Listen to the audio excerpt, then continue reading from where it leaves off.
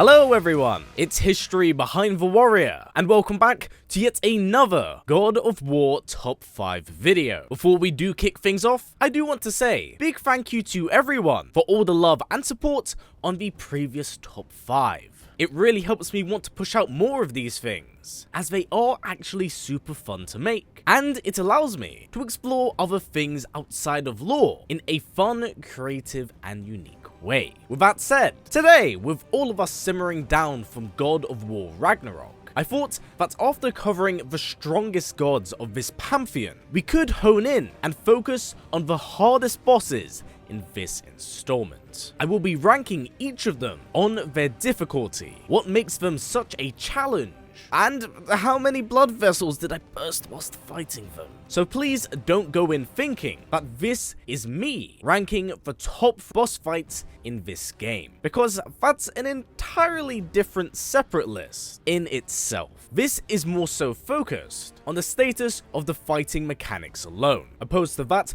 of story and narrative. Now, mind you, the bosses of Ragnarok are wide, diverse, and spread throughout the entirety of the 9 realms. So there is plenty to pick from, but one thing I want to reinforce before we do begin is that this is more of an opinion piece than something that is definitively set in stone. This was not made by a pool or a committee. This strictly all comes down from my own personal time and experience with the game. Thus, my playthrough will largely be much different to yours, and so will this list. Plus, please do keep in mind how the game's leveling up and gear system works, being stat tied from armors, making it so encounters will really vary here, especially with the lack of a new game plus. And if you want to make the game easy mode, you just use Lunda armor and realm shift. But in also saying that, there are clearly bosses and certain fights designed to be dealt with much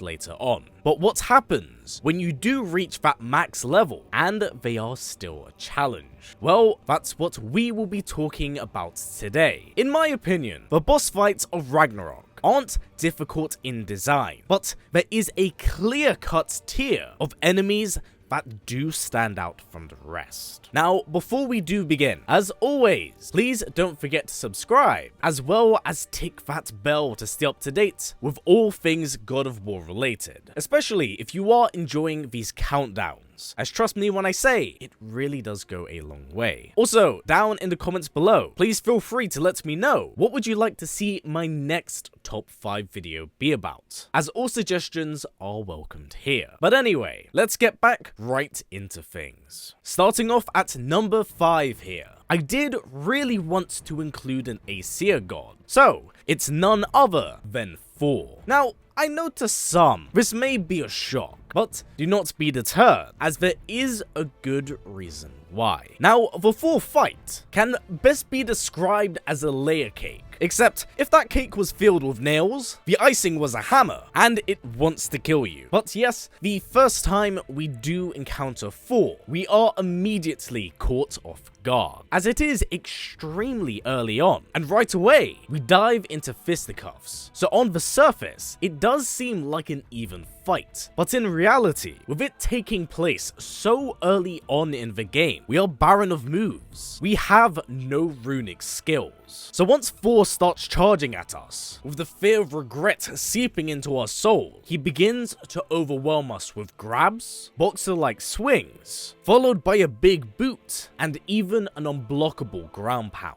The fight only evolves once Mjolnir and the axe enter the fray, and we finally get to see that Hammer of Legend finally put in work, as it swung like a child's stuffed toy, crumbling our guard, and even being turned into an unblockable projectile. Why do you hate us so much, Santa Monica? As long as you feel comfortable dodging these, you should largely be fine. But once Thor starts to mix things up is where the challenge lies. But the real boss fight only takes place during the Siege of Asgard, where Thor really lets loose with his toolkit and tries to overwhelm us, gaining the ability to perform downwards unblockable hammer tosses, a full-on teleport, a full-screen AoE, and an electrical airdrop from the sky. When combined with his already pretty well-rounded moveset, there's a lot to look out for in this fight and to adapt to. Plus, with no Atreus by your side, there are no second chances. It's all on you.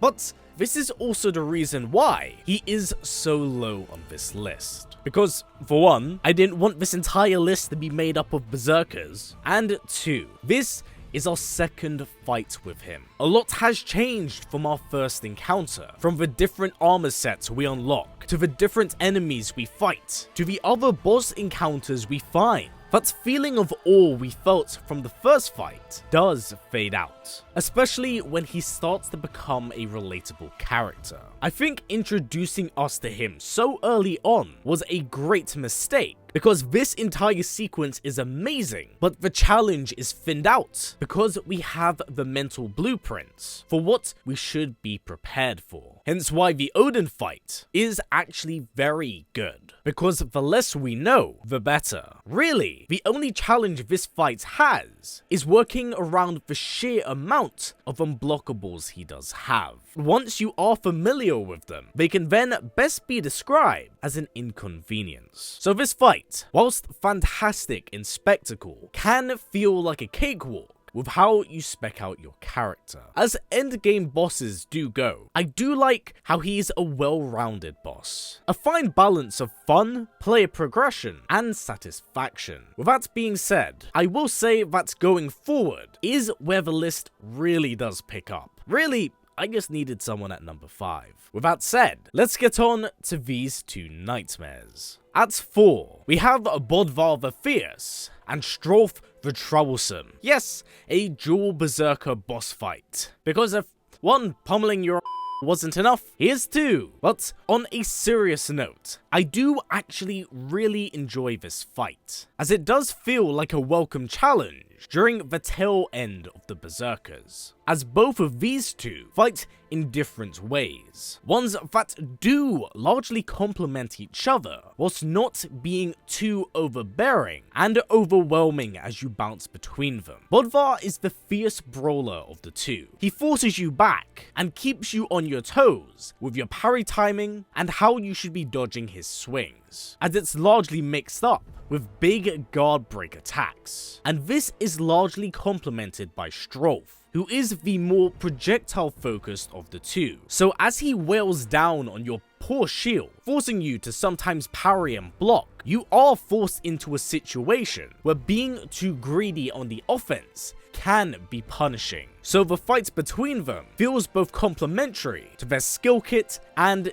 difficulty. If I was to compare it, it feels like the Magni and Modi fight, but done in a far more engaging way, as they are both gunning for you right out of the gate. Now, there aren't particularly too many flaws in this fight, as it feels like a perfect blend of what an end-game duo boss should be. The only real weak point is that once you deal with one of them, the second one is quite easy to dispatch, as you've essentially broken the fight in half, and more than likely fought the other berserkers before this. The challenge of this battle is just micromanaging the two and choosing when to take your turn. With that said, this is where the list begins to really turn ugly, because at our number 3 spot, we go from 2 berserkers to 3 berserkers, and this fight. Sveipdar the Cold and the Sisters of Go Yourself are a trio of stupid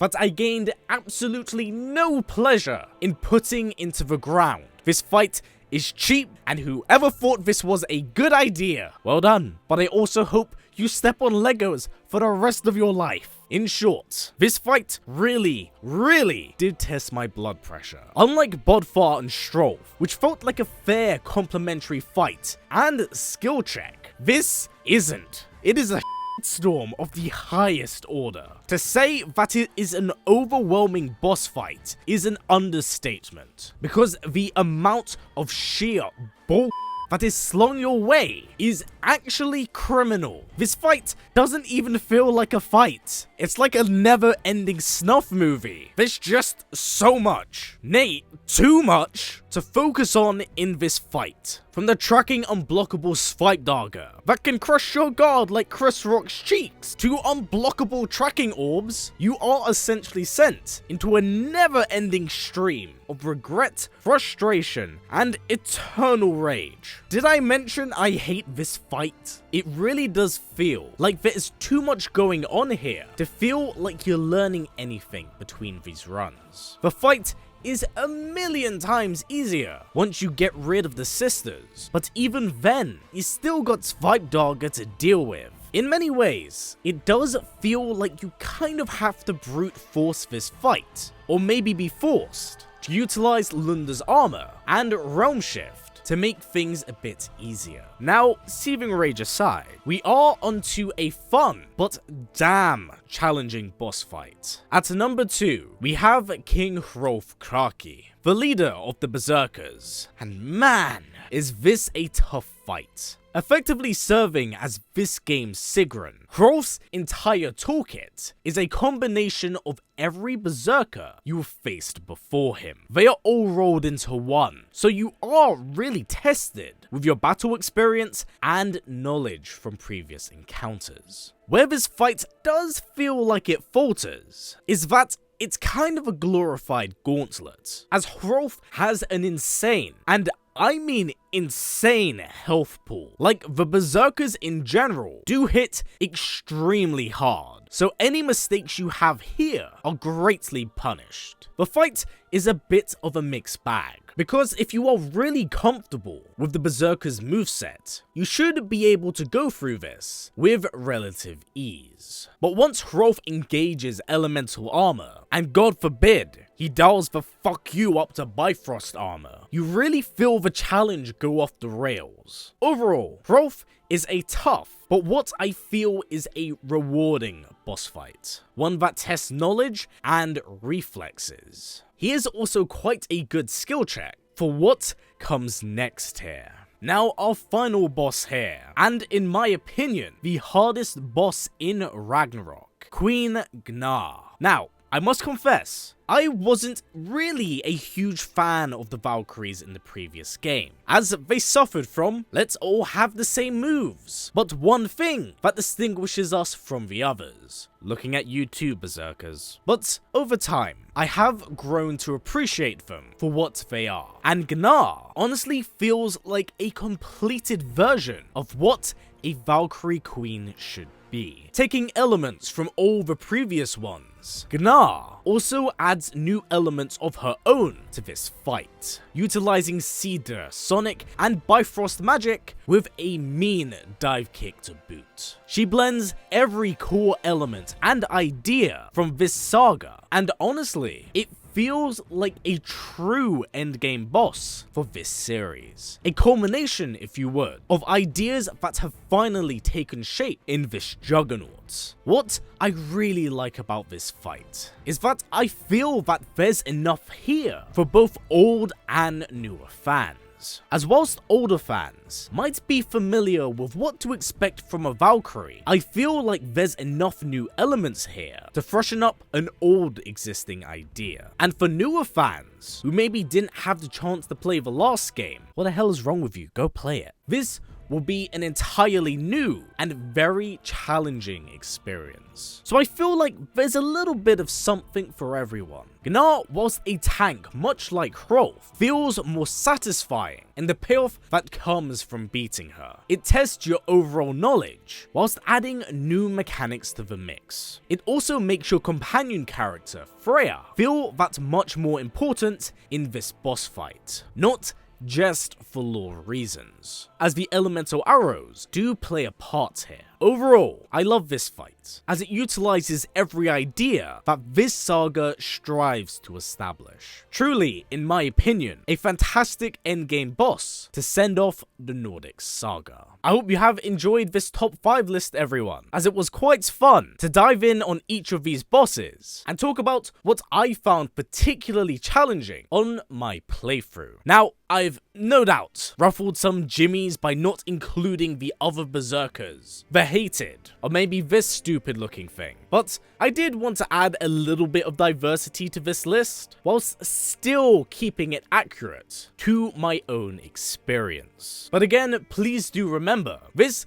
is all largely subjective on my part, with my own experience with the game. I didn't utilize builds like the Realm Shift or Lunda's armor, because I like the thrill of the hunt, a way to challenge myself in these fights. Except these guys, f these guys. But with that said, everyone, what is your own personal top 5? Please do comments down below, as I really would love to hear what you all have to say. And again, if you have any video suggestions, please put them down below. But for now, as always, everyone, stay strong, stay well, and keep on fighting, as Ragnarok is finally over. Take care, everyone. I'll see you all soon.